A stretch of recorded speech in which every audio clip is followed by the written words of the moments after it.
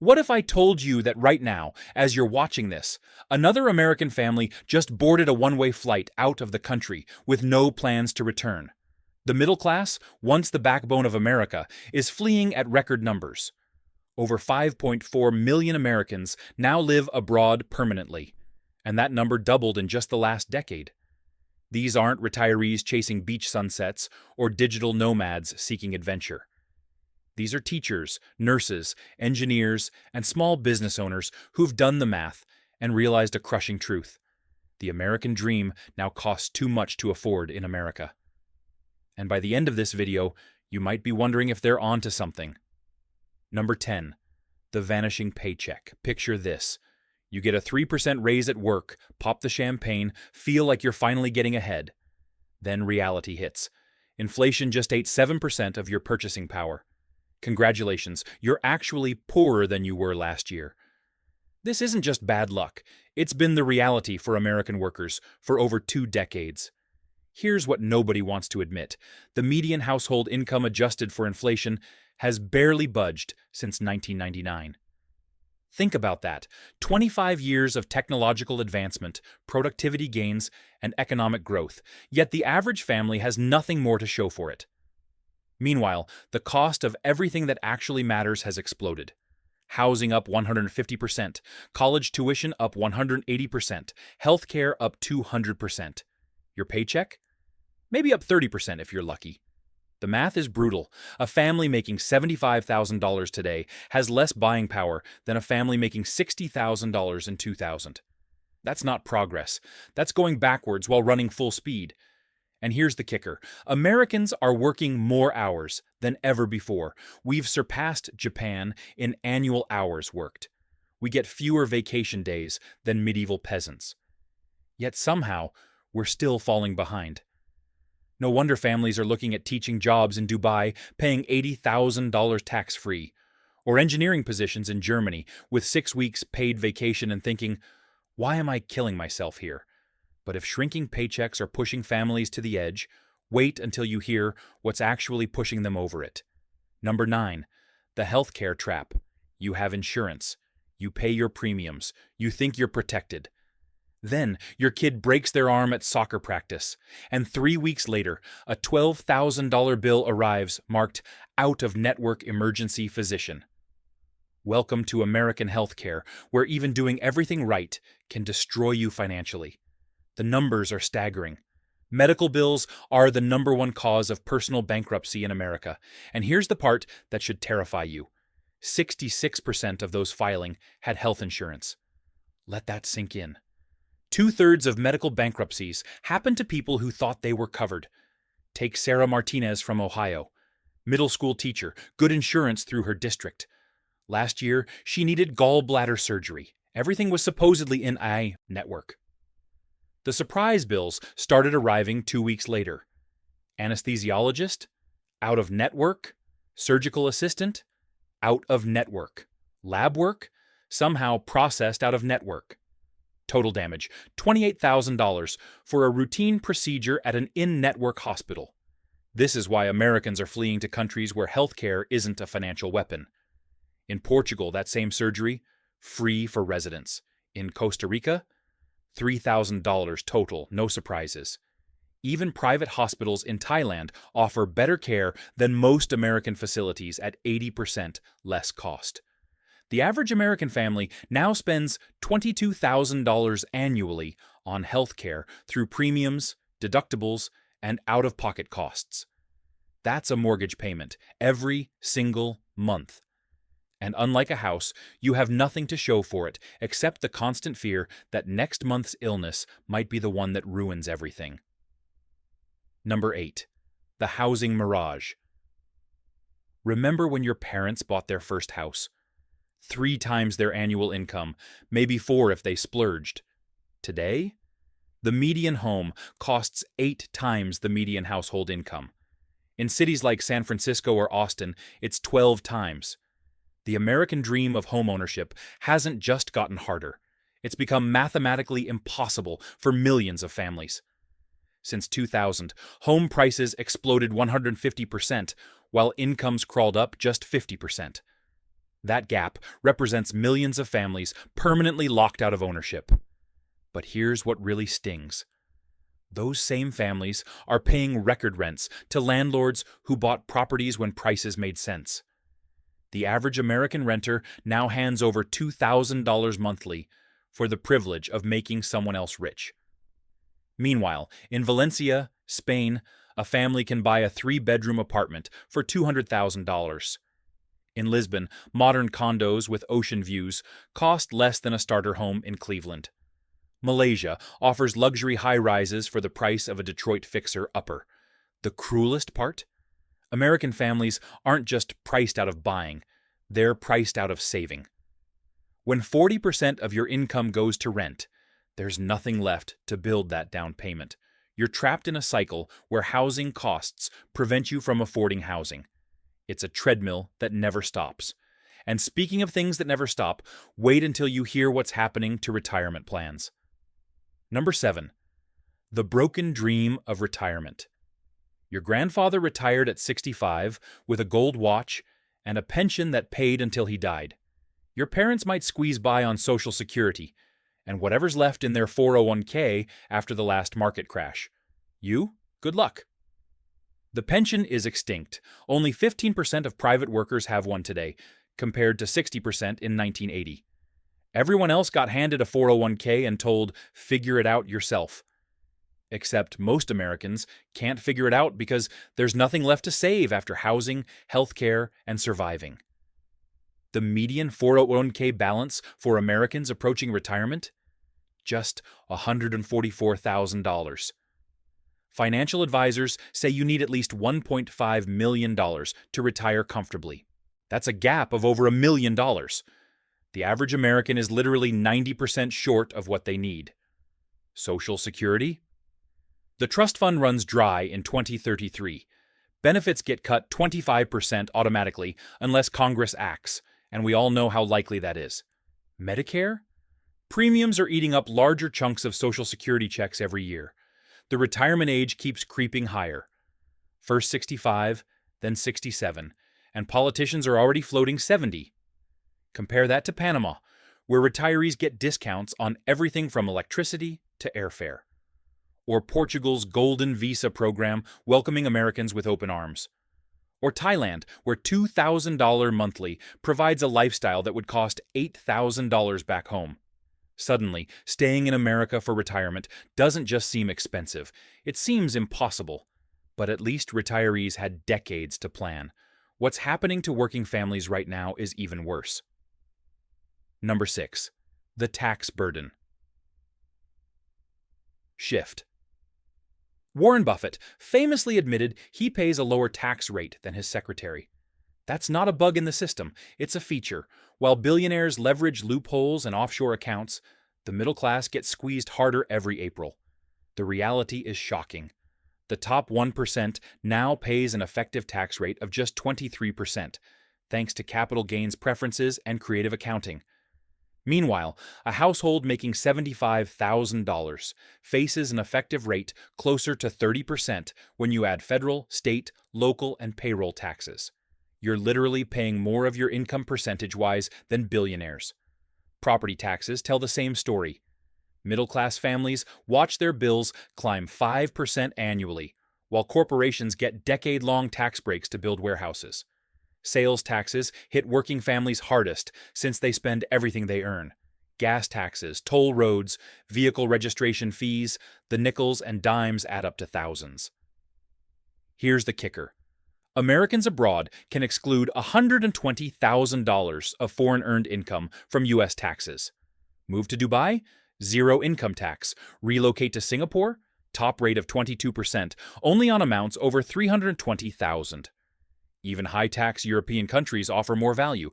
Those Danish taxes everyone complains about? They cover healthcare, college, childcare, and 6 weeks vacation. The American middle class has become the world's most efficient tax extraction machine, funding a system that increasingly serves everyone but them. And those tax dollars? They're supposed to fund public services. About that. Number 5.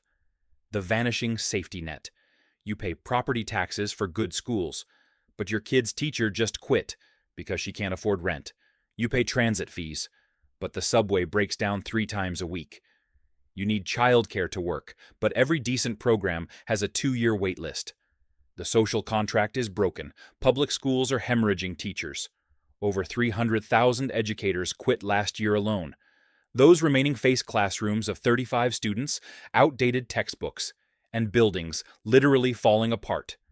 Parents lucky enough to afford it flee to private. Schools charging $30,000 per child. Everyone else watches their kids fall behind. Public transit, a joke in most American cities. Buses that arrive whenever, subways from the 1970s, and infrastructure that would embarrass developing nations. Meanwhile, Seoul's subway system puts NYC to shame. Prague's trams run like clockwork. Even Mexico City's metro makes American systems look ancient. Childcare might be the biggest betrayal. The average American family spends $15,000 annually per child for daycare. That's more than state college tuition. In France, capped at $200 monthly. In Sweden, practically free. In Germany, subsidized based on income. The services your taxes supposedly fund have evaporated, leaving families to fend for themselves in an expensive free-for-all. No wonder they're looking at countries where taxes actually buy something besides disappointment. But if you think disappearing services are bad, wait until you hear what's happening to entire communities. Number 4. The debt spiral. The average American wakes up owing $104,000. Not on a house, just on everything else. Credit cards, car loans, student debt, medical bills. Before they even eat breakfast, they're already drowning. And here's the terrifying part. They're not spending recklessly. They're just trying to survive. Student loans average $37,000 per borrower, with interest rates that turn a 4-year degree into a 30-year mortgage. Car loans stretch 7 years now, because that's the only way families can afford the monthly payment. The average American carries $6,500 in credit card debt at 24% interest. That's $130 monthly just to tread water, not even touching the principal. But here's what really breaks people. They're using debt for necessities, not luxuries. That credit card balance? It's from grocery shopping when paychecks ran short.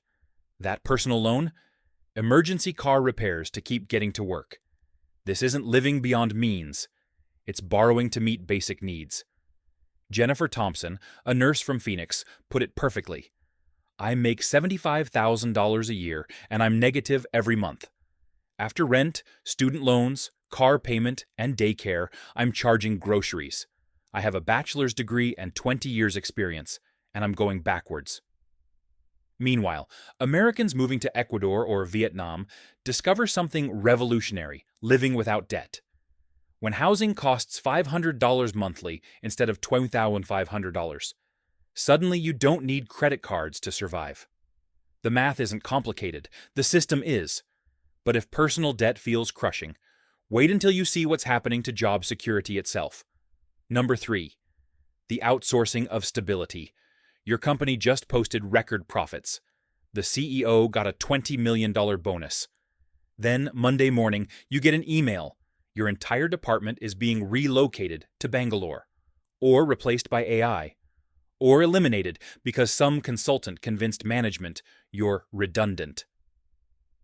Welcome to the new economy, where middle-class stability is the first thing sacrificed for. Shareholder value. Since 2000, America lost 5 million manufacturing jobs. But this isn't just factory work anymore. Accounting, radiology, customer service, even software development. If your job can be done remotely, someone somewhere will do it for 70% less. And companies aren't even pretending to care anymore. IBM laid off 3,900 Americans last year while simultaneously hiring 8,000 workers in India. Disney fired their entire IT department, but first forced them to train their foreign replacements or lose severance. This isn't globalization, it's humiliation.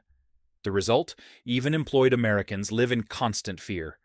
That steady paycheck, health insurance, the 401k match, it can all vanish with one Zoom call. No wonder 73% of workers report feeling burned out. You're not just doing your job, you're constantly auditioning to keep it. Compare this to labor protections in Germany, where companies can't just fire workers without cause. Or France, where severance packages actually protect families. Or New Zealand, where employment contracts mean something. American workers are realizing they're the only ones playing without a safety net. And once they see what life looks like elsewhere, everything changes. Number 2, the global comparison shock. Sarah Williams was a marketing director in Chicago, making $95,000. Good money, except her rent was $3,200, health insurance $800 monthly, and daycare another $2,000. After taxes and expenses, she saved nothing. Then she met an American expat living in Portugal who showed her his budget. That conversation changed everything. He lived in a beach town apartment for $900 monthly. Healthcare covered. His kids attended private school for $400 monthly. Restaurant meals, fresh produce, reliable internet, all at fractions of American prices. His quality of life on $40,000 exceeded what Sarah had on nearly $100,000. The stories multiplied daily. Teachers in Vietnam living like executives. Engineers in Mexico City enjoying maids and private drivers. Nurses in Thailand affording beachfront condos. Not because they're rich, but because their dollars stretch 4 times further. Social media exploded these comparisons into mainstream consciousness. TikTok videos of Americans showing their $400 monthly Bangkok apartments with pools and gyms. YouTube channels documenting Portuguese villages where $500 monthly means vineyard views and zero financial stress. Instagram posts from Bali where digital nomads live better on freelance wages than they did with corporate salaries. The revelation hits like cold water. Americans aren't just overpaying, they're being scammed. The same lifestyle requiring $150,000 in Seattle costs $40,000 in Lisbon. The math is undeniable. The exodus accelerates. But beyond mere numbers, there's something deeper driving families to finally book those one-way tickets. Number 1, the emotional breaking point. It's 6 a.m. The alarm screams. You've slept 5 hours because you were up paying bills trying to figure out how to stretch until Friday.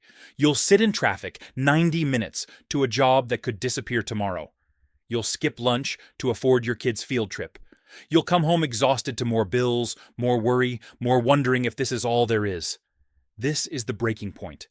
Not financial, but spiritual. The moment Americans realize they're not living, they're just enduring. The American dream hasn't just become expensive, it's become exhausting.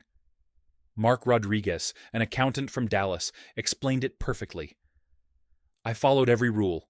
College degree, steady job, saved money, bought a house. And I'm miserable. I work 60 hours a week to maintain a lifestyle that doesn't even make me happy. My kids barely know me. My marriage is strained. For what? To die at my desk? The exhaustion runs deeper than money. It's watching billionaires buy space companies while you can't afford insulin. It's politicians promising change while nothing improves. It's your kids asking why you're always stressed, always working, always worried. Then, these families discover something revolutionary. Happiness exists. In Costa Rica, where overtime is rare and siestas are sacred. In Portugal, where dinner lasts 3 hours and nobody checks email after 6 p.m. In Thailand, where medical emergencies don't mean bankruptcy and teachers are respected, not overworked. They're not running from America. They're running toward lives worth living. And maybe that's the biggest tragedy of all.